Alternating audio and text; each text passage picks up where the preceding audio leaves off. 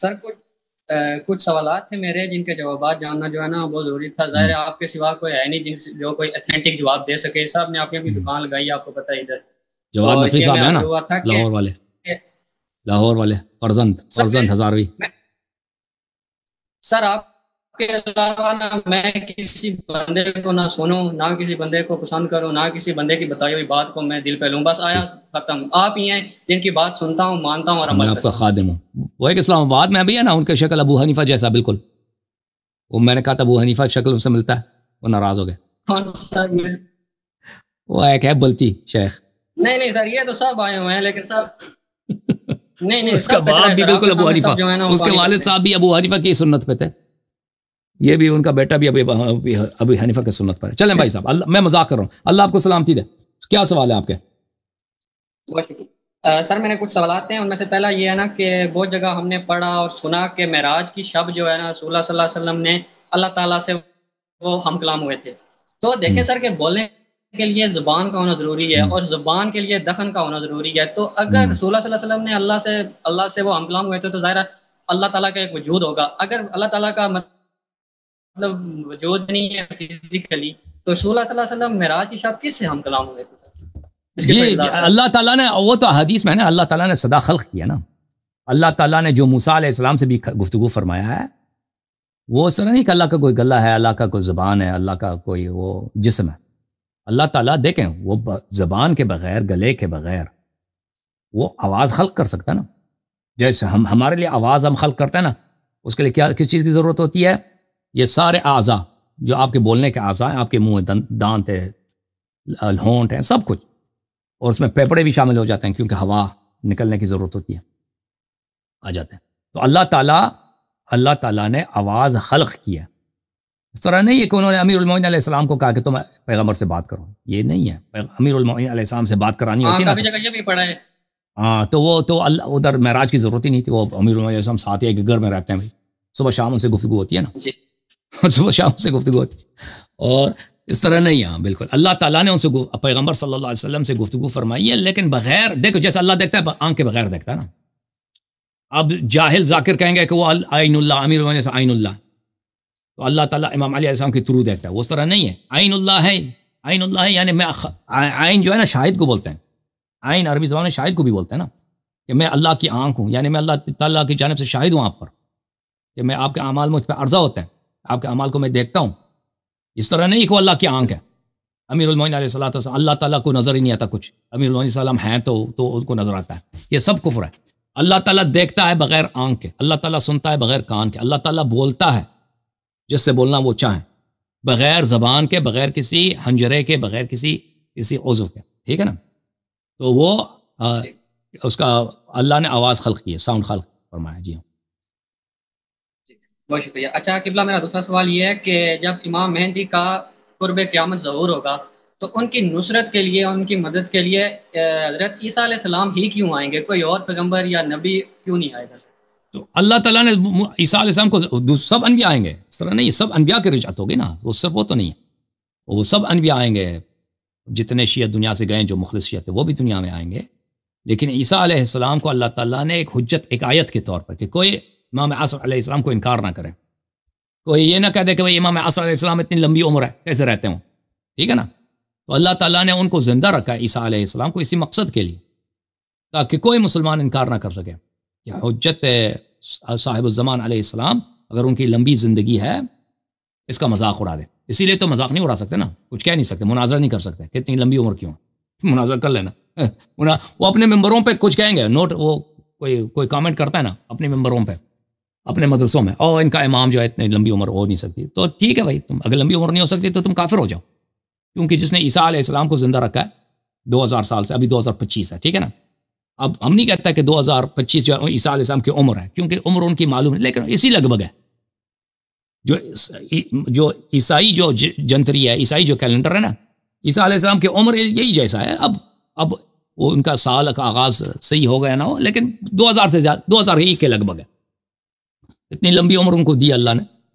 تو امام عصر علیہ السلام کو، جو ان سے بعد 600 سال بعد، 650 سال بلکہ 850 سال بعد پیدا ہوئے ہیں، تو ان کی زندگی میں تو کوئی تعجب نہیں ہونی چاہیے. ٹھیک ہے نا.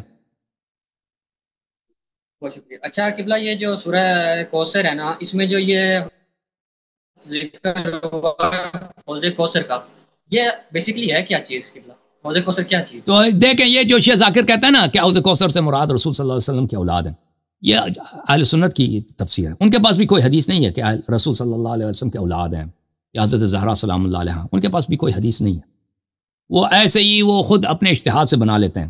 کوثر سے مراد کثیر ہے، کوثر سے مراد کوثر کیونکہ کثرہ سے زیادہ، کثرہ یعنی کثرت زیادہ، اس سے مشتق ہے. تو کوثر سے مراد یہی ہوگا کہ زیادہ اللہ نے رسول صلی اللہ علیہ وسلم کو زیادہ علم دیا، زیادہ ثواب دیا، زیادہ سب کچھ دیا، زیادہ اولاد بھی دیا. تو وہ ان کی اجتہاد ہے، یہ ہمارے احادیث میں نہیں ہے. اہل بیت علیہ السلام نے اس آیت کی بہت تفسیر کی، ان سب میں یہی ہے کہ کوثر سے کیا مراد ہے؟ قیامت میں جو حوض ہے، قیامت میں جو حوض ہے، وہ حوض ہے، ایک ایسا حوض ہے، ایک ایسا چشمہ ہے جو بہت ہی وسیع ہے، اور وہ ایک جنت ہے، ایک بہت ہی عظیم شان جو ہمارے عقل سے باہر ہے. وہ اللہ کے عرش سے بہتا ہے، اللہ کے عرش سے بہتا ہے، اور جنت سے ہو کر محشر میں آ جاتا ہے. محشر میں ہر جگہ کیا ہے؟ خشکی ہے، پیاس ہے، شدت سے گرمی ہے، اور سب لوگ زبانیں ان کی منہ سے نکلا ہوا ہے تشنگی کی وجہ سے، پیاس کی وجہ سے. لیکن کوثر جو ہے ایک شاداب سرزمین ہے، ایک علاقہ ہے، اس طرح نہیں کہ چھوٹا سا جگہ، بہت ایک سرسبز علاقہ، شاداب علاقہ. وہاں پر ہر قسم کی اللہ کی جانب سے نعمت ہے، وہاں سے اللہ کی جانب سے ہر قسم کے پھل موجود ہیں.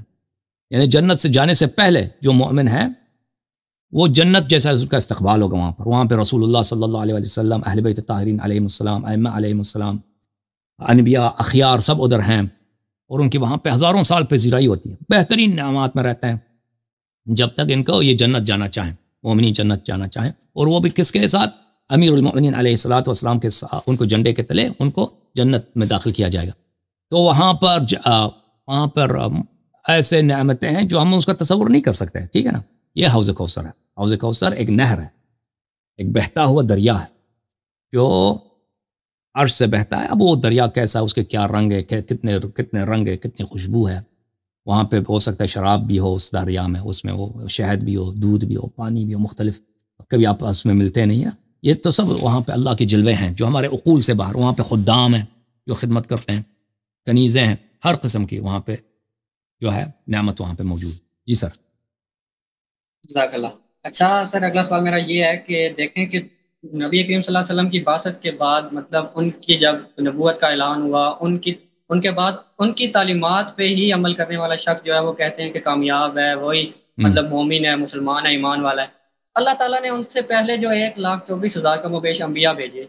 تو کیا آج کے دور میں جو کوئی بندہ ان کی تعلیمات پہ عمل کرتا ہے، ان کو فالو کرتا ہے، تو وہ پھر کیسے غیر مسلم یا وہ مطلب نہیں؟ تو ان انبیاء نے کہا نا، ان انبیاء نے بولا کہ ہمارے بعد جو نبی آنا ہے اس کے آپ نے پیروی کرنی ہے نا. ان انبیاء نے بولا ہے، اب بولا ہے کہ آپ ہمارا جو پیغمبر آخر الزمان صلی اللہ علیہ وسلم تشریف لائیں گے تو آپ نے ان پہ ایمان لانا ہے. ان کی اپنی امتوں سے انہوں نے عہد لیا ہے. ان کی آپ نے، جیسے نبی کریم صلی اللہ علیہ وسلم نے اپنی امت کو بتایا کہ میرے بعد میرے اہل بیت علیہ السلام 12 امام آئیں گے. ٹھیک ہے نا؟ ایک بعد دیگر ان کی آپ نے نصرت کرنی ہے، ان کی اطاعت کرنی ہے، ان کی بات ماننی ہے. اسی طرح پرانے انبیاء سب نے یہ وصیت کی اپنے امتوں کو. ٹھیک ہے نا؟ تو اس طرح سے کہ وہ اس بات میں کوئی تضاد نہیں ہے. اگر کوئی واقعہ عیسیٰ علیہ السلام کی وہ اتباع کرنا چاہتا ہے تو اس کو لیے کوئی طریقہ ہی نہیں ہے کہ ہمارے نبی صلی اللہ علیہ وسلم کے لیے سوائے اس کے کہ ان کی اتباع کریں. ٹھیک ہے، جزاک اللہ. اچھا قبلہ، اگلا سوال یہ ہے کہ یہ جو ہمارے امام ہیں، امام موسیٰ کاظم، قبلہ ان کے کتنے بیٹے تھے اور ان کی نسل جو ہے یہ آگے کن سے چلی ہے؟ ان کے میرے خیال میں کافی سارے بیٹے تھے امام کاظم علیہ السلام کے، 7-8 بیٹے اس طرح تھے. نسل ان کے اولاد سے چلی ہے نا، نسل صرف ان کے بیٹوں سے چلی، بیٹیوں سے تو نسل نہیں چلتا نا. بیٹیوں نے جو بھی تھا ان کا. اب دیکھیں کسی کتاب میں نہیں ہے کہ ان کی، کسی حدیث میں نہیں کہ ان کی بیٹیوں کی شادی، یہ جو عوام میں مشہور کر دی کہ ان کی بیٹیوں کی شادی نہیں ہوئی نا، یہ کوئی حدیث نہیں ہے، کوئی روایت نہیں ہے، سوائے ایک کے جو کس کتاب میں، کتاب تاریخ مدینہ قم ہے. وہ بھی اس طرح کسی حدیث، مجھے جو یاد پڑتا ہے حدیث کی صورت میں نہیں ہے، کسی حدیث کی صورت میں نہیں ہے. تو بہرحال ان کی بیٹیوں کی شادی ہوئی یا نہیں ہوئی یہ خود غیر ثابت شدہ چیز ہے. ہو سکتا ہے شادی ہوئی ہو. شادی اگر نہیں بھی ہوئی ہے تو وہ ہارون نے جب ان سے وہ پوچھا تھا کہ آپ کی اپنی بیٹیوں کی شادی کیوں نہیں کراتے، تو انہوں نے فرمایا تمہارے پاس مالی کمزوری ہے، مالی کمزوری کی وجہ سے شاید بیٹیوں کی شادی نہیں ہو رہی. تو ہارون نے کہا تھا ہم آپ کو پیسے دیں گے، بعد میں دیے بھی نہیں تھے. ان کی نسل ان کے بیٹوں کے ذریعے چلی ہے نا. ان کے کئی سارے بیٹے تھے.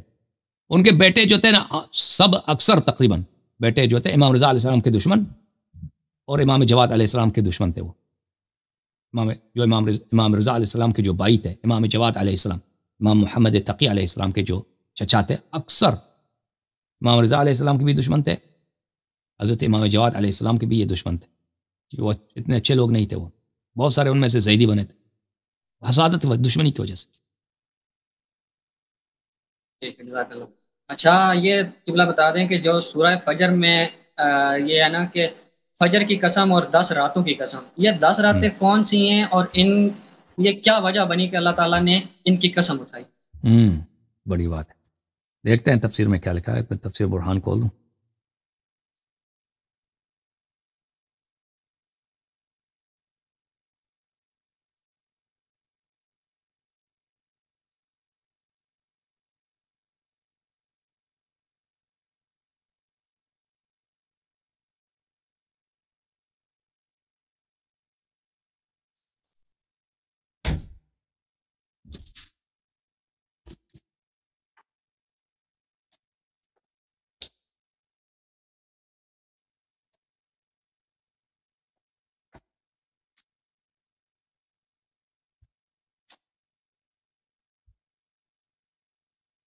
اچھا، یہ امام جعفر صادق علیہ السلام کی حدیث ہے. یہ کتاب ہے تفسیر البرہان سید ہاشم البحرانی رحمہ اللہ، جلد نمبر 8. والفجر ولیال عشر والشفع والوتر. فجر کی قسم اور 10 راتوں کی قسم، اور شفع بولتے ہیں ایون کو، آڈ ایون جو ہوتا ہے نا جفت. ایون کو کیا بولتے ہیں اردو میں؟ جفت جو دو ہوتے ہیں. وتر ایک جو آڈ ہوتا ہے. والفجر سے مراد امام جعفر صادق علیہ السلام نے فرمایا فجر کی قسم، فجر سے مراد حضرت امام حجت علیہ السلام ہے. تاریک راتیں ختم ہو جاتی ہیں اور اب روشنی ہے روشنی ہے. امام عصر علیہ السلام. ولیال عشر 10 راتیں الائمہ علیہ السلام من الحسن الی الحسن، امام حسن مجتبی علیہ السلام سے لے کر امام حسن عسکری علیہ السلام تک، دوسرے امام سے لے کر 11ویں امام تک، یہ لیال عشر 10 راتیں. والشفع، شفع سے مراد 2. شفع کیا مراد ہے؟ 2 امیر المؤمنین و فاطمہ علیہم السلام. والوتر واللہ وحدہ لا شریک لہ. اور کیا ہے؟ اور وتر سے مراد اللہ تعالیٰ، خود اللہ تعالیٰ. وتر یعنی ایک، وتر یعنی ایک. واللیل اذا یسر، رات کی قسم جب رات ختم ہوتی ہے اور صبح آ جاتی. فرمایا اس سے مراد دولت و حبتر ہے. حبتر سے مراد کون ہے؟ حبتر سے مراد غاصب فدق. غاصب فدق کی حکومت ہے جو قیام امام عصر علیہ السلام تک جاری رہے گا. ان کی حکومت ان کی ہوگی جب تک امام عصر علیہ السلام آتے ہیں. یہ خمینی کی حکومت بھی، خامنی کی، یہ بھی حبتر کی حکومت ہے، کیونکہ ان کی حکومت مستقل رہے گی جب تک امام زمان علیہ السلام تشریف نہیں لاتے. تو ان سے مراد کیا ہے؟ ان کی حکومت ہے. ٹھیک ہے نا. یہ حدیث امام جعفر صادق علیہ السلام. جی سر. جی شکریہ. اچھا سر، اگلا سوال میرا یہ ہے کہ دیکھیں کہ اگر ہر برائی اور ہر اچھائی کو پیدا کرنے والا اللہ ہی تعالیٰ ہے. دیکھیں کوئی بھی انسان کوئی برائی کرتا ہے اس پہ اس کا زور نہیں ہوتا. مطلب برائی بھی اللہ کی طرف سے، مطلب شیطان مردود ہے، جو اچھائی بھی اللہ کی طرف سے ہے. ایک انسان سے اگر کوئی گناہ سرزد ہو جاتا ہے یا کوئی برائی وہ کرتا ہے تو اس کا کیا مطلب ہے کہ اللہ تعالیٰ اس برائی، اللہ کی جانب سے کوئی برائی نہیں ہے. شیعہ مذہب کا عقیدہ یہ ہے کہ اللہ تعالیٰ کی جانب سے کوئی برائی نہیں ہے. ٹھیک ہے نا. جو چیزیں ہمیں بری لگتی ہیں جو اللہ کا فعل ہے، مثلا زلزلہ آ جاتا ہے، سیلاب آ جاتا ہے، تو یہ ان میں بڑا حکمت ہے. یہ بظاہر ہمیں بری لگتی ہیں، حقیقت میں یہ خیر ہوتی ہیں. ٹھیک ہے نا. یا مثلا اللہ کی جانب سے موت آتا ہے، ٹھیک ہے نا، یا اللہ کی جانب سے کوئی بچہ مرتا ہے. جو بھی اللہ کا فعل ہوتا ہے گرچہ بظاہر وہ ہمیں مکروہ لگتا ہے. عسیٰ ان تحبوا شیئا وہو شر لکم وعسیٰ ان تکرہوا شیئا وہو خیر لکم. ہمیں بہت ساری چیزیں دنیا میں بری لگتی ہیں جو اللہ کا فعل ہے. مثلا ہم بیمار ہیں، ہم فقیر ہیں، ہم نادار ہیں، کوئی اپاہج ہے، جو اللہ کا فعل ہے. یہ سب خیر ہے. یہ سب کے سب اللہ کی جانب سے جو فعل ہے یہ خیر ہے. ہمیں سمجھ نہیں آتی نا، ہمیں اچھا نہیں لگتا. ہم جو ہے بیمار ہیں، ہمیں کسی کو بیماری ہوگی، کسی کا بیٹا مر گیا، لیکن ہمارے عقل نہیں پہنچتی کہ یہ بیٹا اگر زندہ رہتا تو کتنے برے کام کرتا ہے، یا ہماری حالت بری ہوتی ہے نا. کتنے دنیا میں کتنے لوگ ان کے اولاد ہیں، وہ تمنا کرتے ہیں اللہ کاش اللہ ان کو پیدا ہی نہیں کرتا، اللہ ان کو بچپن میں موت دیتا نا. ایسے لوگ بہت ہیں، ٹھیک ہے نا. تو یہ جو خیر اللہ کا فعل، یہ سب خیر ہے. جو بظاہر ناگوار بھی ہے وہ خیر ہے. جو لوگوں کے جو افعال ہیں وہ اللہ کی جانب سے نہیں ہے.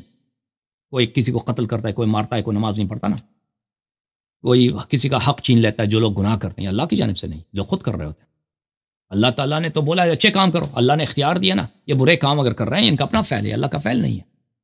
یہ جماعت عمریہ کا عقیدہ ہے نا، ان کا عقیدہ ہے کہ برے کام جو ہے اللہ کی جانب سے ہیں، جو بھی ہم گناہ کرتا ہے اللہ کرواتا ہے. جزاک اللہ. اچھا قبلہ، یہ حدیث غرانیق کیا ہے، اس کی کچھ وضاحت کر دیں. حدیث غرانیق یہ ہے کہ یہ جماعت عمریہ کا عقیدہ ہے. قرآن کی آیت ہے کہ وما ارسلنا من رسول، میں آیت پڑھوں کیونکہ آیت میں بھول گیا. آیت اس طرح ہے،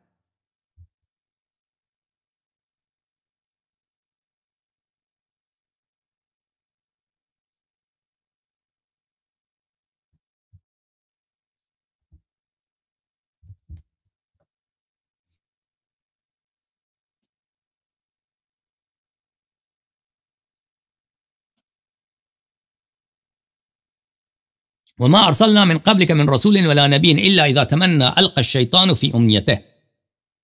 اللہ تعالیٰ کا فرمان ہے سورہ حج آیت نمبر 52 میں کہ ہم نے جتنے نبی بھیجے ہیں، جتنے انبیاء بھیجے ہیں، جب وہ کوئی تمنا کرتے ہیں، ان کے کوئی خواہش ہوتی ہے، تو شیطان ان کے خواہش میں کوئی مداخلت کرتا ہے. شیطان ان کی خواہش میں مداخلت، یہ قرآن کے نص الفاظ ہیں.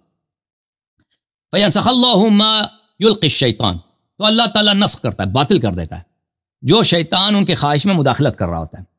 ثُمَّ يُحْكِمُ اللَّهُ آیاتہ، اور اللہ پھر اپنی آیتوں کو مضبوط کر لیتا ہے. واللہ علیم حکیم، اور اللہ بہت جاننے والا ہے اور اللہ بڑا حکمت والا ہے. بخاری وغیرہ جماعت عمریہ نے روایت کی ہے، اس سے مراد یہ ہے کہ میں آپ کو بتاؤں اس سے مراد یہ کیا لیتے ہیں.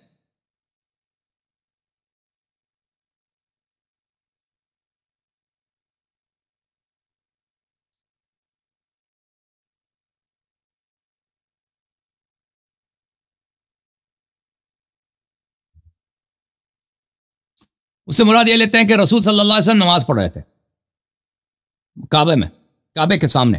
تو مشرکین، وہ حج کا جو موسم ہوتا تھا نا، مشرکین کسی کو چھیڑ نہیں سکتے تھے. مشرکین کا رواج یہ تھا شروع سے کہ جو حج کا موسم ہے اس میں کسی کو مار نہیں سکتے، کسی کو چھیڑ نہیں سکتے. تو اس موسم میں رسول صلی اللہ علیہ وسلم آتے تھے، تبلیغ کرتے تھے، قرآن سے لوگوں کو سناتے تھے، دعوت دیتے تھے، اور نمازیں پڑھتے تھے کعبہ کے سامنے. تو وہ نبی صلی اللہ علیہ وسلم کعبہ کے سامنے نماز پڑھ رہے تھے، کچھ مسلمان بھی ان کے پیچھے نماز پڑھ رہے تھے. تو یہ کہتے ہیں کہ نماز پڑھتے پڑھتے نبی صلی اللہ علیہ وسلم نے بتوں کی تعریف شروع کی اور کہا کہ آیت یہ ہے، آیت قرآن کی یہ ہے کہ اعوذ باللہ من الشیطان الرجیم، سورہ نجم کی آیت ہے. سورہ نجم کی آیت یہ ہے افرأیتم اللات والعزی ومناة الثالثة الاخرى. کیا تم نے، یہ مکے والوں کی بت ہے نا، کیا تم نے لات و عزا کو دیکھا؟ اور منات بھی ان کا بت ہے، اور منات جو ان کا تیسرا بھگوان ہے، تیسرا گاڈ ہے، تیسرا، اس کو بھی دیکھا؟ قرآن کی آیت یہ ہے. اچھا، یہ کہتے ہیں کہ نبی صلی اللہ علیہ وسلم نے اسی آیت قرآن پڑھنا شروع کیا تھا. پڑھتے پڑھتے جب یہاں پہنچے تو کہا کہ اس کے بعد انہوں نے اپنے سے ملا، شیطان نے ان کے زبان پہ جاری کیا تلک الغرانیق الاولی، یہ تو بہت ہی خوبصورت نوجوان ہے. شفاعتہن ترتجا، یہ ہماری گناہوں کی شفاعت کرتے ہیں اللہ کے سامنے، اور ہم امید کرتے ہیں کہ یہ ہماری بھی شفاعت کریں. تو اس سے پہلے جو مشرکین تھے وہ نبی صلی اللہ علیہ وسلم سے اسی لیے گلہ کرتے تھے کہ آپ ہمارے خداؤں کو گالی دیتے ہیں، ہمارے جو خاندانی خدا ہیں، بھگوان ہیں، ہوتے ہیں، تو آپ ہمارے مقدسات کی توہین کرتے ہیں نا، یہ حرام ہے، یہ غلط کام ہے. ہم آپ کے اللہ کو مانتے ہیں، آپ یہ ہمارے اللہ کو مانے نا، ہمارے خدائیں جو ہیں ان کو برا نہ کہیں. آپ لوگوں کو سناتے ہیں کہ یہ بت جو ہے ان کا کوئی فائدہ نہیں ہے، ہم بھی کہتے ہیں ایک اللہ آسمان میں ایک اللہ ہے بڑا، یہ جو ہمارے شفاعت کرتے ہیں نا ان کے پاس، یہ ہمارا جو ہے ان کے پاس کنیکشن ہے سفارش کرنے والے خدا ہیں. تو وہ مشرکین نے بھی جب سنا کہ نبی صلی اللہ علیہ وسلم کو ان کا عقیدہ ہو گیا نا، اب پہلے ان کے خداؤں کو یہ برا کہتے تھے، یہ خدا ہی نہیں ہے، اب ان کے خدا کو انہوں نے مان لیا، تو وہ بھی بڑے خوش ہو گئے، وہ بھی آئے، صف میں شامل ہو گئے، سب مشرک بھی آئے، انہوں نے بھی نماز پڑھنا شروع کر دی نبی صلی اللہ علیہ وسلم کے ساتھ، اور انہوں نے سب نے سجدہ کیا. اور یہ بخاری میں بھی موجود ہے، مختصر تفصیل کے ساتھ، مختصر اور صحیح اسانید کے ساتھ ان لوگوں نے روایت کی ہے کہ نبی صلی اللہ علیہ وسلم نے بتوں کی پوجا کی ہے نبوت کے بعد. تو بعد میں پیغمبر کو پتہ چلا کہ یہ کتنی بڑی غلطی ہوئی ہے، شیطان نے مجھ پہ قبضہ کیا ہے فلان فلان. یہ ان کی ہاں تفسیر ہے نا. ہمارے ہاں تفسیر اس طرح ہے کہ نبی دیکھیں آیا کیا فرماتا ہے، آیا فرماتا ہے کہ ما ارسلنا من رسول، آیا کیا ہے، آیا یہ ہے بھائی، ما ارسلنا من قبلك من رسول ولا نبي الا اذا تمنى القى الشيطان في امنيته. آیا یہ کہہ رہا کہ جتنے پہلے انبیاء تھے اور نبی تھے، اگر وہ کوئی خواہش کرتے تھے نا، شیطان ان کی خواہش میں مداخلت کرتا تھا. اہل بیت علیہ السلام نے فرمایا اس کا اصل واقعہ اس طرح ہے کہ ایک عرب تھا، اس نے ایک دن ایک